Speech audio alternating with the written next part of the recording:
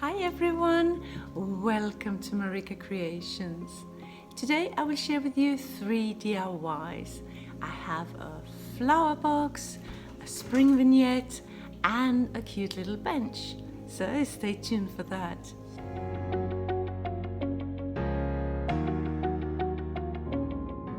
For my first DIY I have this old rack that you put a flower box on. And I have these outdoor wood strips that I got from our local store for free because they were throwing them away. So I have different sizes, and what I'm going to do now is to make a flower box to fit this rack. So I just need to measure how wide and how long I need it. And these wood strips are different sizes, so I just have to figure out how many I want, and now I'm just measuring up.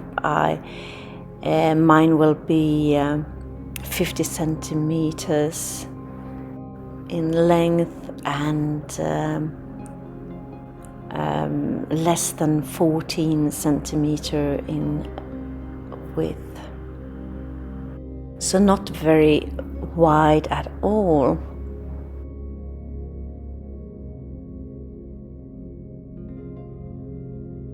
And then I take my miter saw and I just cut them all to size.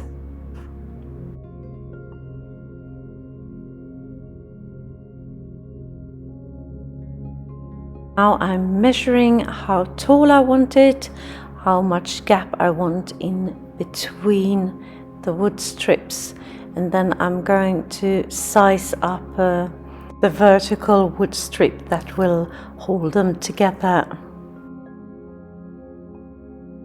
And then I'm sanding off all the edges, and it's time to put them together. So I start with the short sides, and I'm just putting a little bit of wood glue on, and then I take some nails and start hammering. And these nails are a bit too long because I didn't have any other, so I just snip them off with my pliers afterwards. This video is also part of a challenge, Sunday Funday, and it is hosted by Janny and Dyanne at Decor and Kay and Trish at Crafting Cousins. And if you're not familiar with these ladies just yet, be sure to jump on over right after this video and check out what they have to offer.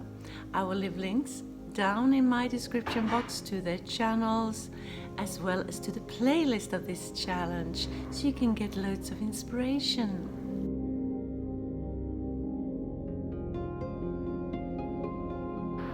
And the sides will look like this when they're ready. I make 2 of those.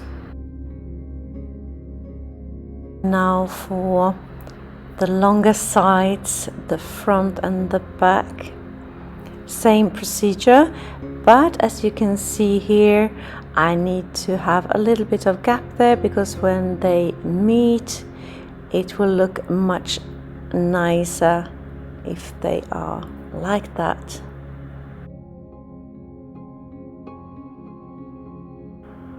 And more hot glue and nailing, and they were giving me a hard time, these nails, and I dreamt about a nail gun. And after I was almost done, and my husband came by and he said, we do have some sort of a nail gun like our staplers, and you can put nails in them as well. So I decided to try that.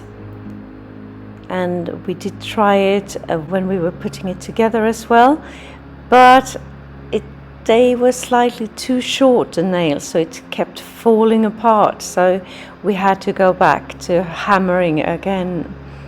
And here my husband is helping me because my patients had left the building. It's starting to look like a flower box now, doesn't it?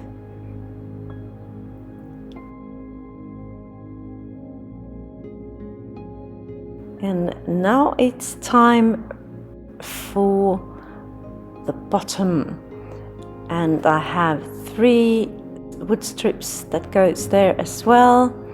And just hammering them into place, like you see my husband do there. Now I'm taking a black garbage bag and I will line my flower box so I can put some soil into it. And I'm just sizing it up, and then I take my stapler and just stapling it into place just below the top there. So I have a nice finish still. You can't see it too much, and I'm just cutting it to size and keep on stapling.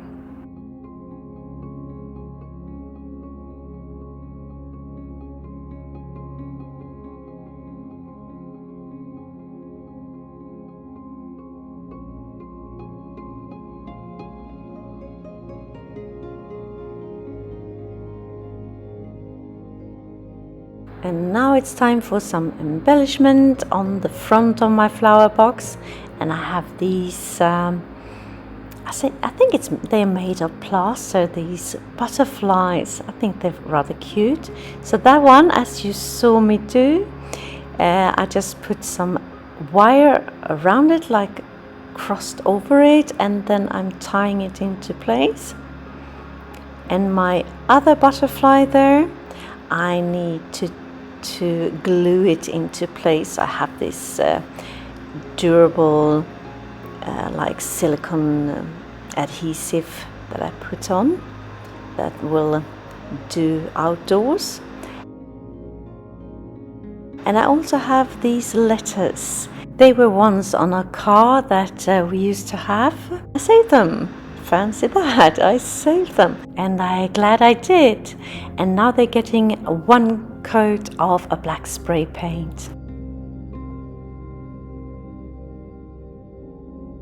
And now to freshen up the rack, it had a bit of rust on it, so I'm just brushing with a steel brush to get a bit of it away, and then I just cleaned it up, and then I went out and gave it 1 coat of a black spray paint.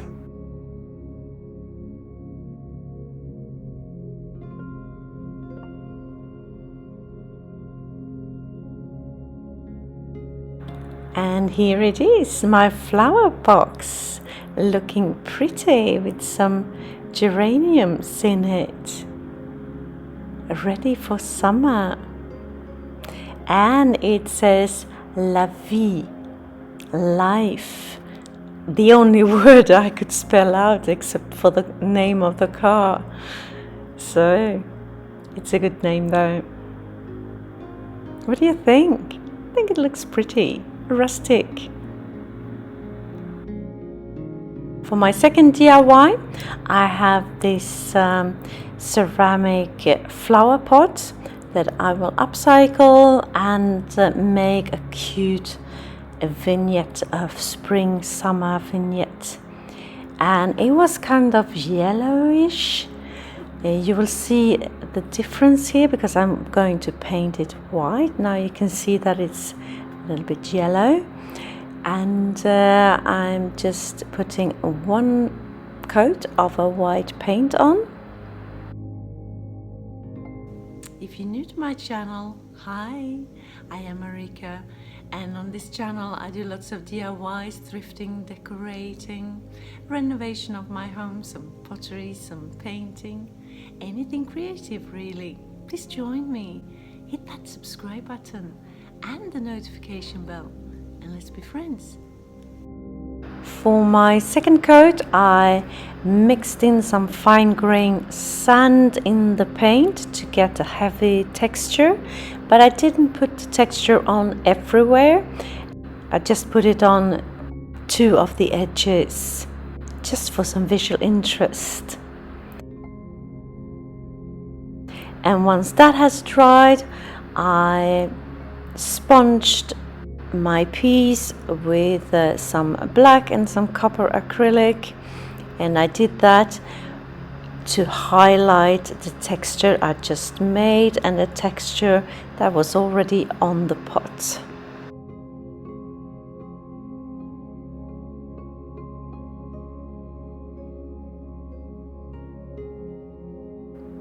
I have some wooden tulips. I have two left over from another project, and here I am painting the leaves and the stem of my tulip with a khaki green color. I like that better, it fits better into my decor. I'm just letting them dry a bit, and then I go on to paint the actual flowers. And I paint them in a white acrylic. And I had to do 2 coats to get the coverage that I wanted.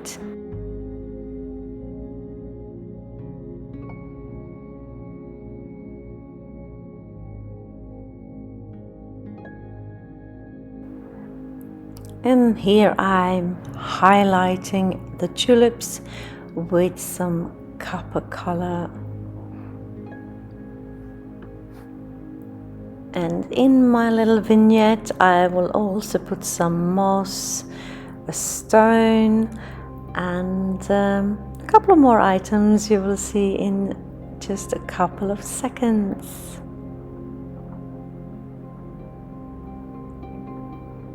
And here it is in my kitchen, looking pretty.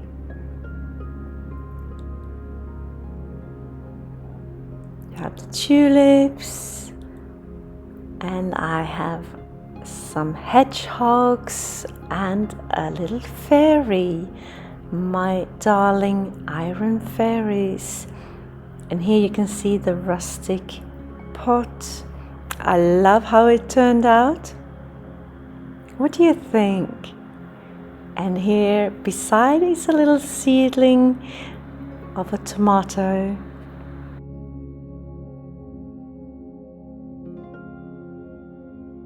For my third and final DIY, I have this birch wood branch that I will use, and I have an old shelf that I found out in the garage. And I am planning to make a bench, not for sitting on, it will not be sturdy enough. And I will cut my wooden branch in a slight angle, 30-degree angle, and these branches will be the feet of my little bench. Did also cut the wooden shelf into size, and here I am sanding it off with my electric sander, and I like how it turned out. It's looking so good already. I'm always surprised when I find a very old and dirty wood board in the garage, and when I start sanding it and it shows old texture. I just love that.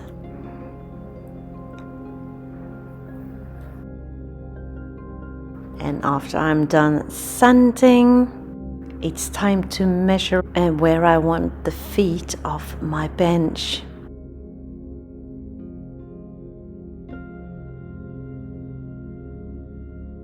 And then I'm drilling pilot holes. And I'm also drilling pilot holes in the feet of my bench.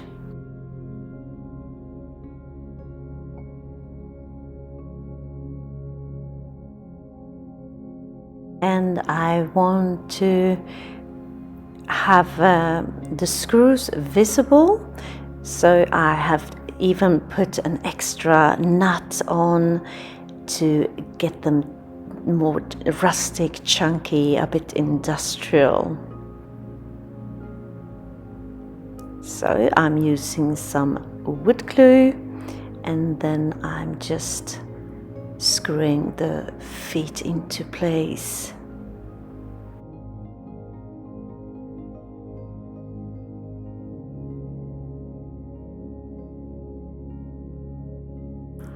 Last touch, I'm painting the screws in a black acrylic. They were too shiny as they were, and then I'm done.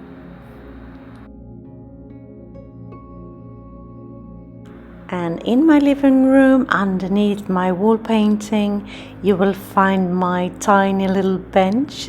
It's quite low but perfect not to disturb my painting, and it's not sturdy enough to sit on, but to have a few items on, it's perfect. So tell me, what do you think of my creations today? Did you have a favorite? Let me know in the comments. And if you like this video and videos just like this, be sure to hit that like button and the subscribe button for more inspirational videos. And if you want more inspiration straight away, head on over to my description box and press the playlist link to this challenge. Thank you so very much for watching. See you soon again in my next one. Until then, take care. Bye.